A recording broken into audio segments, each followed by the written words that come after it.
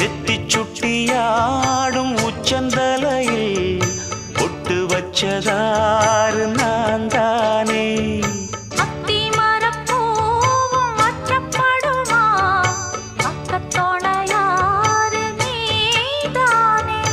ஆசை பேச்சில் பாதி மூச்சில் லேசாதேகம் சூடேற